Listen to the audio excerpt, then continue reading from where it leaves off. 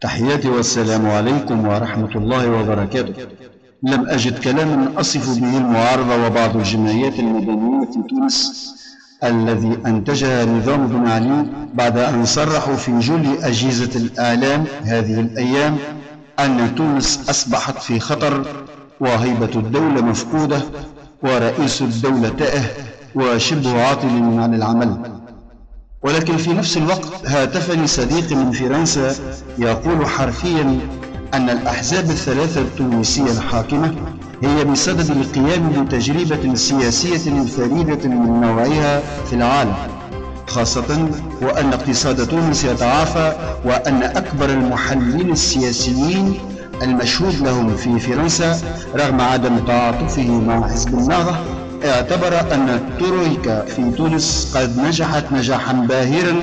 بعد 6 أشهر فقط من تسلمها مقاليد الحكم في تونس. رغم الاختلافات الإيديولوجية فقد اتحدوا على حب تونس والعمل من أجلها. ولا أدري ماذا سيقول محللون الكبير محسن مرزوق والمقيم الدائم لأجهزة الإعلام التونسية والمتيم بالغرب والذي لا يعرف التونسي ماذا يشتغل. ولا أدري كذلك ماذا سيقول شكري بالعيد المتشائم الدائم، وكذلك الطيب البكوش الذي يتلون سياسيا كل 10 سنوات، وهو الذي انتصب مكان قائد الاتحاد لحبيب عاشور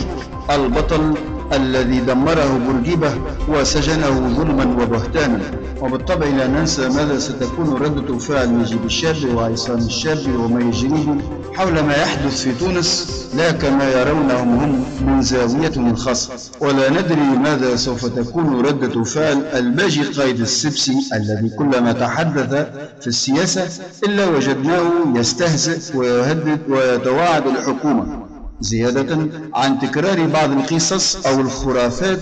ظنا منه أنها لب السياسة، ولم يستطع أن يوضح لنا إلى حد الآن ولو مرة واحدة ما هي أهدافه السياسية والاقتصادية والاجتماعية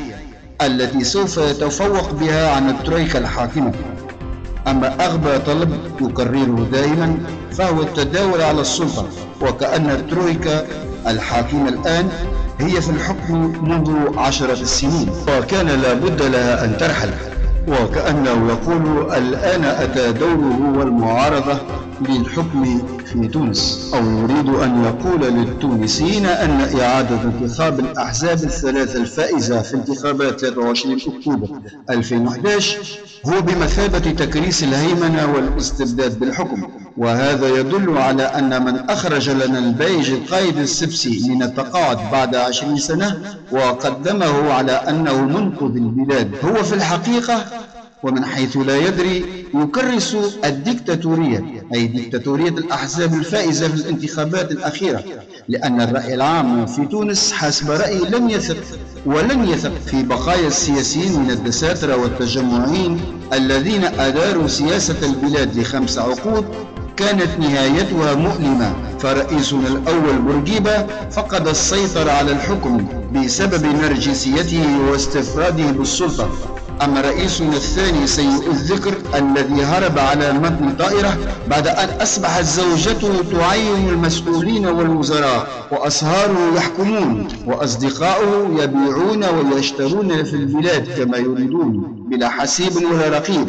وأصبح رجال القانون في عهد بن علي يفصلون الدستور على مقياسه وحسب أهواه. والسؤال كيف لهؤلاء أن يفكروا في حكم تونس بعد اليوم، لأن قائدهم الباجي قائد السبسي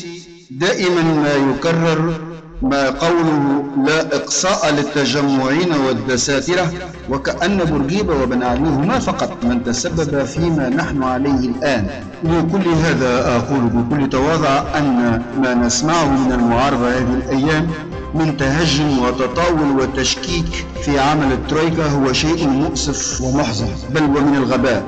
لأن هذه الممارسات هم من يريدون تكريسها لهيمنة الأحزاب الفائزة على الانتخابات. ولكن الرأي العام يكتشف يوما بعد يوم مغالطاتهم الكثيرة وتهويلهم بمساعدة الإعلاميين التجمعيين ظنا منهم أن ذلك سوف يعجل برحيل الترويكا، ولكن الحقيقة أن تونس ماضية إلى العمل والكد والاستقرار والنجاح. تحياتي والسلام عليكم ورحمة الله وبركاته.